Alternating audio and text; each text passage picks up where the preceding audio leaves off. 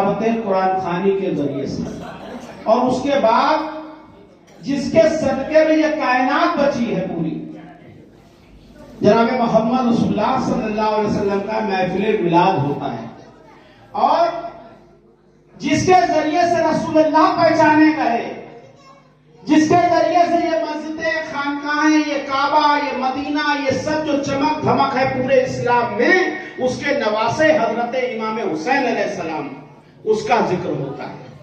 اس کے بعد جو ان کی اولاد ہیں، ان کی نسل ہیں، غلامان پنجتن ہیں، حضرت وارث پاک کا ذکر ہوتا ہے۔ یہ ایک ترتیب ہے۔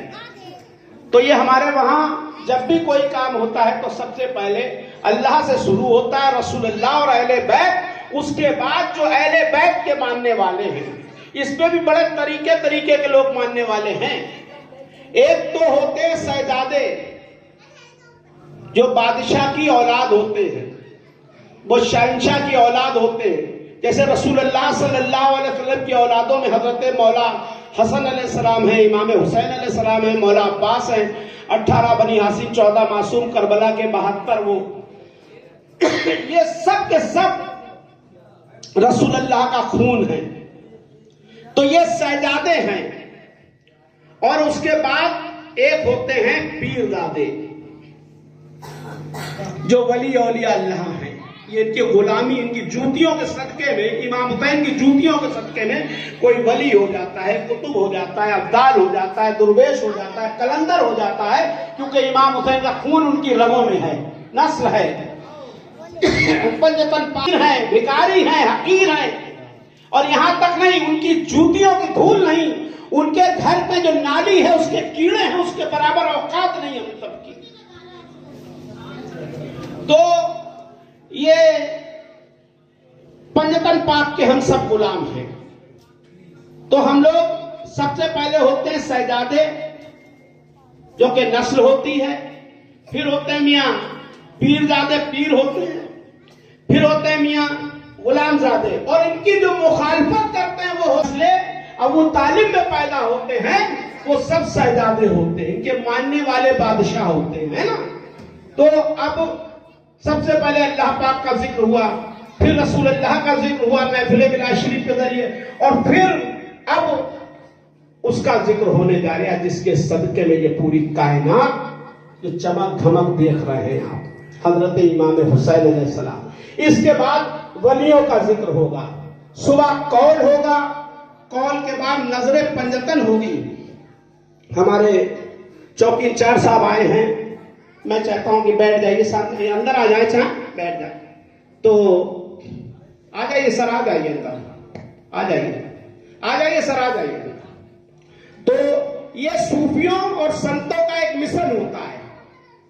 حضرت امام حسین علیہ السلام کسی قوم، کسی دھرم، کسی مذہب کے نہیں ہیں، ہر قوم پکارتی حسین ہمارے ہیں۔ ہماری رام لیلا کمیٹی 5 محرم کو تازیہ اٹھا کر پورے فتح گڑھ فرق آباد میں ایکتا کا سندیش دیتی ہے، اور ہم لوگ رام برات میں شری رام چندر جی کا جو رتھ ہے اس کو نکال کر ایکتا کا ثبوت دیتے ہیں۔ وجہ کیا ہے؟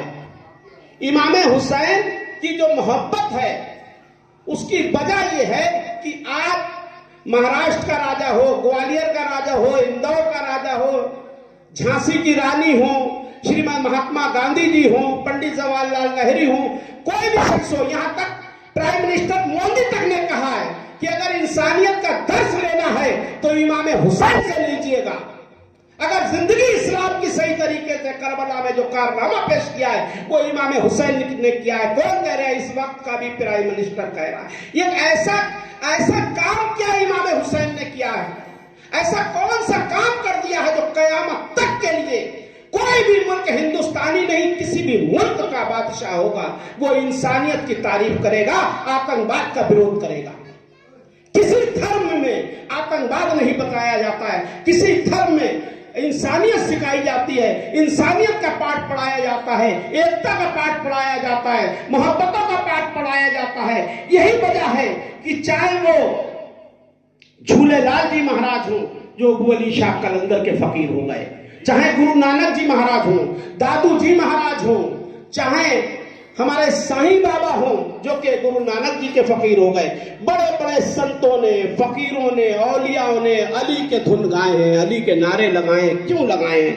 وجہ یہ ہے کہ علی ایک قوم میں سمٹ کر نہیں رہ گیا، علی ایک قوم میں سمٹ کر نہیں رہ گیا، علی اور علی کے بچوں کا نام جہاں جہاں تک یہ آسمان ہے، جہاں جہاں تک یہ زمین ہے، وہاں وہاں تک علی اور محمد کا نام قیامت تک رہے گا، کیونکہ انہوں نے انسانیت کے لیے ہمیں ایک اچھا مسلمان بننا ہے، ہمیں ایسا مسلمان بننا ہے اشفاق اللہ خان جیسا، جو کہ وطن کے لیے، دیش کے لیے جو شہید ہو گیا ہو۔ ہمیں مسٹر جناح جیسا مسلمان نہیں بننا ہے،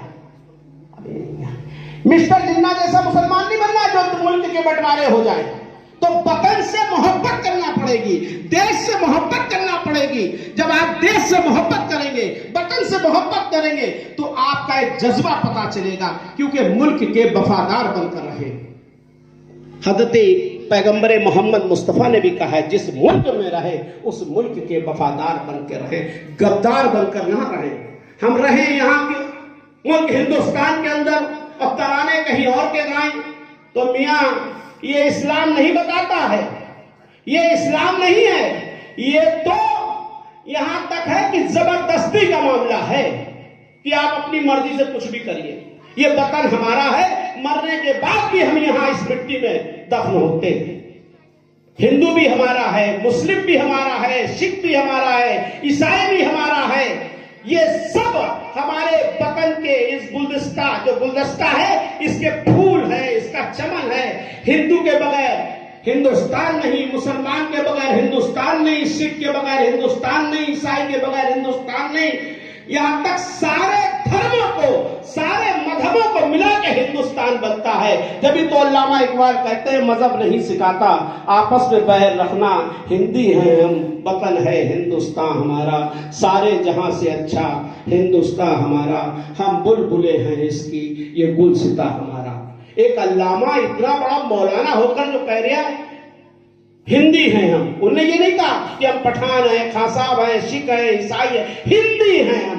تو ملک ہندوستان میں اگر رہنا ہے تو پہلے آپ کو ہندی بننا پڑے گا۔ ہم ہندی ہیں، خواجہ والے، ہاں کسی مولوی والے نہیں ہیں، ہم خواجہ والے ہندی ہیں، جو کہ آج بھی حکومت اور قیامت تک میرے خواجہ کی حکومت رہے گی ملک ہندوستان، جو میرے غریب نواز کا یہ دیش ہے، وارث پاک کا دیش، یہ صوفی اور سنتوں کا دیش ہے۔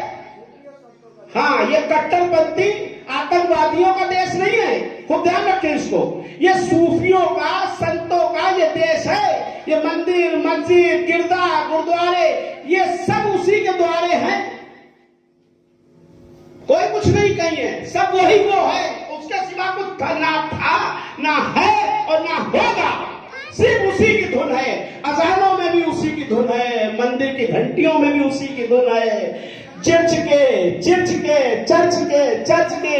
چرچ کی دعاؤں میں بھی ہے، اور گردوارے کی صداؤں میں بھی ہے، اور سنتوں کی ملنگوں کی چلم میں بھی یہ علی ہے۔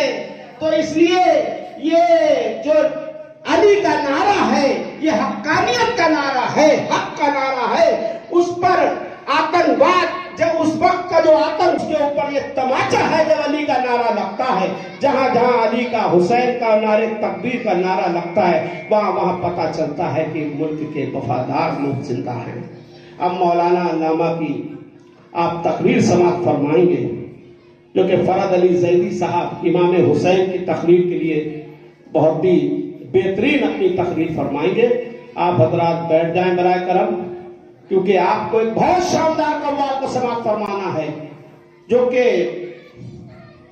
بابا نظامی حمیرپور کمریا شریف، حمیرپور مہودہ سے تشریف لائے اسلم نظامی، معین نظامی، انہیں سماعت فرمانا ہے۔ مطلوب نیادی کو سماعت فرمانا ہے۔ آپ کو تو بھائی ملنگوں کی تو دھوم ہی نہیں ہے، ٹھیک ہے نا؟ تو اب امام حسین کا ذکر ہو جائے، کیونکہ میں یہ چاہتا ہوں ملنگ بابا